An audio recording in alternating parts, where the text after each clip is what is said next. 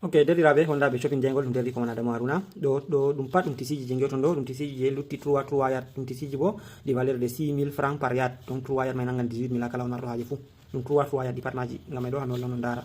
itami on dari donc ɗo pat ɗum 3 yard ɗum tisiji ɗi 6000 bo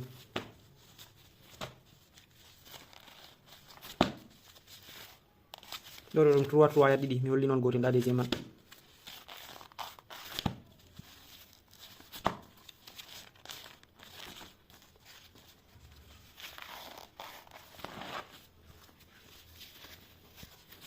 temi on ndara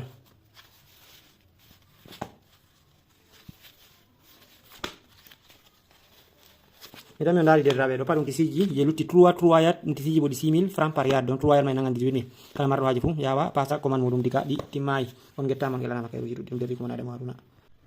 ok derɗiraɓe hondaɓe shopping jengol ɗo bo ɗum tisiji lattiɗi ɓe dari ɗo VIP basin riche 100% coton super ma bo super coton ɓe dari ɗo donc ɗum tisiji marɗi qualité mawɗum ɗum coton donc yard gotel fu ɗo kuta 7000 ɗum tisiji bo ɗi 3 yard tan lutti ha maji donc 3 yard may nattami nango 21000 ha kala on marɗo haji fu ɓe dari ɗo couleur ɓalejum itami en dari couleur ɗo to en dari tisiji man enen ɓe hoore men en andi itami en dari ɗo ko danejum itami en gi itami en dari itami en gi ɗo bo itami en dari itami en dari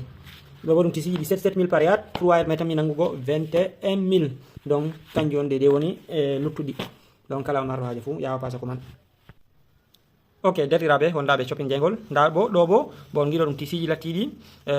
non super basin riche 100% coton donc VIP ɗum tisiji ɗi 4 yard on woni ɗo 4 yard man ɗo tami nangugo 28000 donc ɗum tisiji ɗi 77000 par yard ɓe dari ɗo itami en dari ngol ɗo itami en dari ɗum tisiji ɗi 4 yard tan lutti ha maji kanji bo itami en dari ɗo danejum kanjum ma ɗum 4 yard to mari haji 4 yard may nangan 28000 ɗum 7000 par yard itami en dari ɗuma itami en dari boɗɗum itami en dari ok donc ɗiɗo ɗi pat maji lutti 4 yard ha kala on marɗo haji fu ganduɓe mati mi mari haji maji donc mo arti fu kam woni jomum gueɗal ɓe dari ɗo on guettama on gueɗanama kayruji ɗuɗɗi ɗum derdi ko wonademo haruna mi tami a laari derɗam tisi man ɗo donc lutti 3 yard tan nda ɗum ɗo mi tami a laari donc VIP impion bassin riche donc fabriqué en Allemagne 6 étoiles mi tami a laari bassin riche 6 étoiles donc VIP impion donc mi fabriqué ɗum en Allemagne donc ɗum tisi on je lutti 3 yard tan mi tami a laari ok merci a ittama